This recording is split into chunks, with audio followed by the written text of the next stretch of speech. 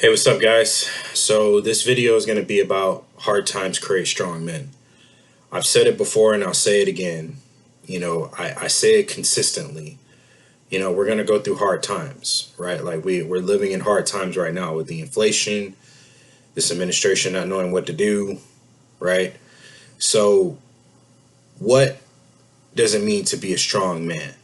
Well, there's a book by Steffan Aarino called Hard Times Create Strong Men. And I think that book is pretty much like a man Bible. Like there's other books, King, Four Layers of Strength by Elliot Holtz and different things like that. But this book, I'm rereading it and I'm getting so many nuggets out of it. Like it's crazy.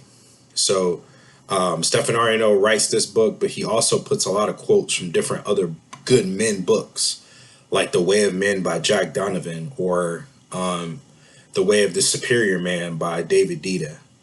So I'm going to read this quote, and I want you guys to really listen to what I'm about to say and see why, I'm so big on being in this masculinity, in this masculinity place and making men strong again and making men. And I know that's somebody else's slogan, but that's kind of the slogan that I'm going to do is like pushing men to become better. So here's the quote.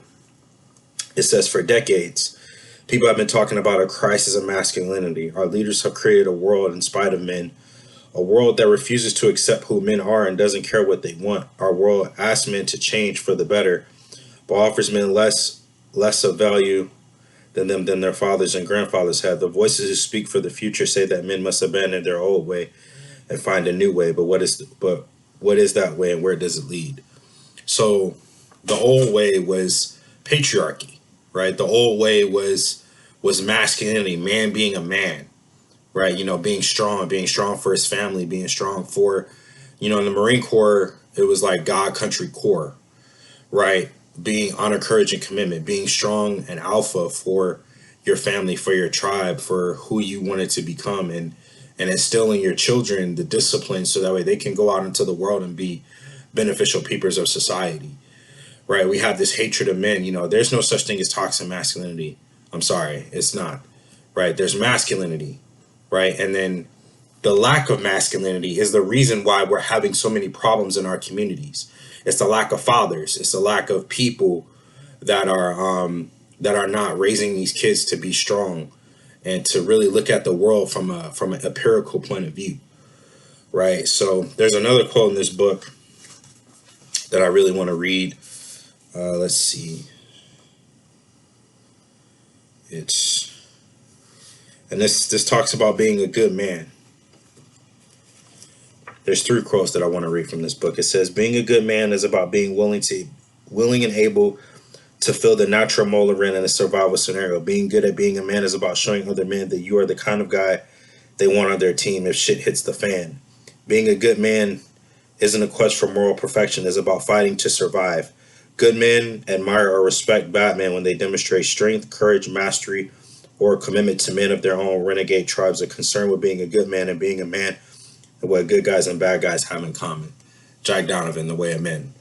So I would even say, like, this book talks about, and this may be a controversial thing that I'm about to say, but even the bad men were good at being men. They were good at being alpha. They weren't good men, but they were good at being a man, right? So, maybe, your Pablo Escobars or something like that. They were respected and feared by other people because they did some crazy stuff, right? So that's what this book talks about. That's a controversial topic. But being a strong man means standing up for what you believe in. Being a strong man means not going with the status quo and resisting the things that happens. I write about that in the book that I'm writing, is resistance, right? Because if you just sit there and say nothing, then you are going to let the tyranny rise in this country. Like, for example, the whole mask mandates and all that other stuff.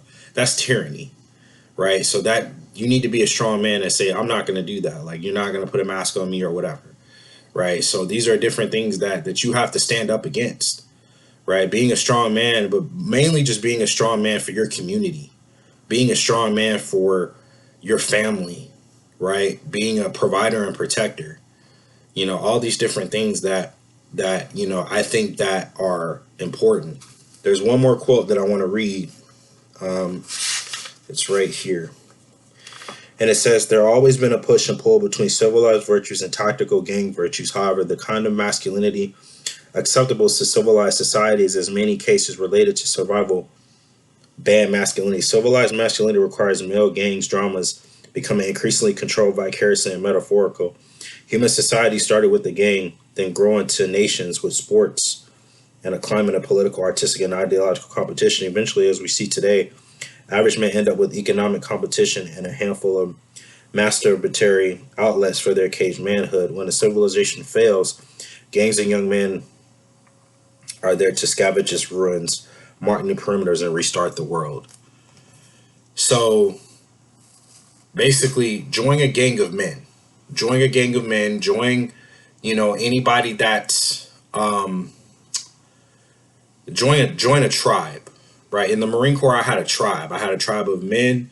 I had a tribe of women that were strong. We fought for the nation. We fought for what we believed in, right? I want to say this, when I say that women don't care about you, I mean that, because you have to care about yourself. Women are a reflection of us, right? So if we don't care about ourselves, they're not going to care about us. One. Two, there's nothing wrong with the strong women. Like I said, I go to the gym all the time and I see women just in there killing it, right? But the difference is, like, when a man gets money, he's like, okay, I'm going to provide for my family. When a woman gets money, it's like, oh, I don't need a man, right? We need each other, right? In order for us to survive the upcoming crap that not just this administration, but just the global elites and the globalists want to push, we have to come together. I'm sorry. Like, this competition between men and women, like, we have to come together, one nation under God, indivisible, for liberty and justice for all. Like, that's how this has to work. Everybody has to play their role, right? I'd rather have a strong wife discipline my kids and then me be there to be the protector and provider and help her with that, than just not, than be against each other, right? So hard times create strong men. The cycle goes like this. Hard times create strong men. Strong men create good times. Good times create weak men. Weak men create hard times. That's an 80-year cycle. That's an 80-year cycle. I've said it before and I'll say it again. The 80-year cycle started in 1920 to 1940. Hard times create strong men, from like 1940 to 1960, and it just goes down like that. The reason why we're seeing all the things that were happening in America is because democracy only lasts 250 years. So from 1776 to 2026 is when that democracy is supposed to end. I'm not saying that I know the future, but Steffan Aarino hit it on the head. Like, 2020 was a hard year, right? And we just had harder years since then. Like, it's not the 1920s where it's like an expansion. It's going to get harder. It's going to get harder. They're talking about cyber attacks. It's going to get harder, harder, and harder. So you have to understand that you have to be strong. You have to be powerful. You have to be, focused on you and your goals, right? Because that's the only way you're going to survive, right? Like, if there's a financial collapse and you're not set up successfully financially, you're going to be screwed.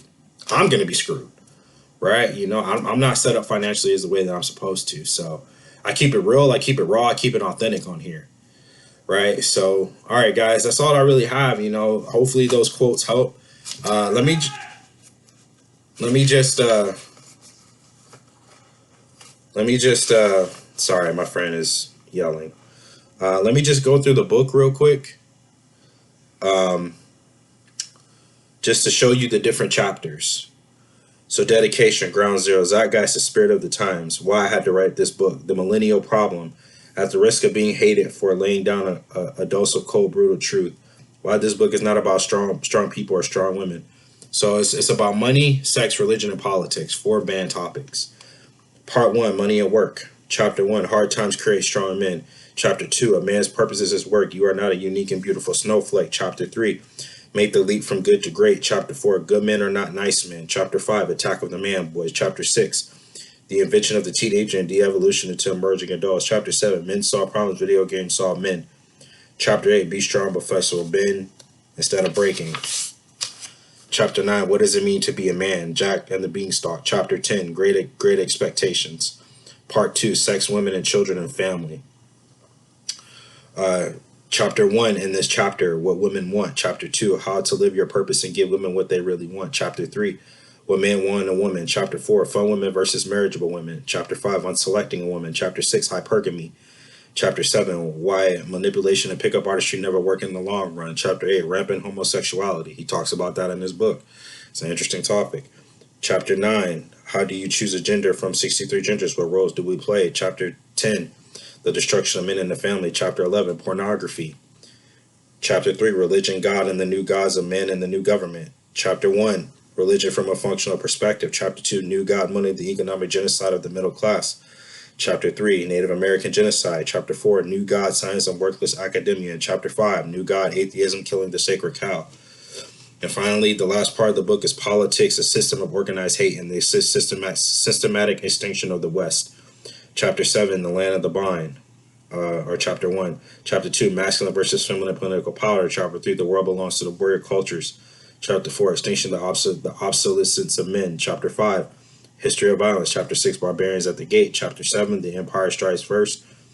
Chapter 8, why shithole countries are indeed shitholes. Chapter 9, should our civilization go 500 years backwards.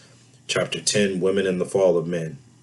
And he says, and the afterward story of my fathers is never too late for redemption. Revelations, hard times for missions.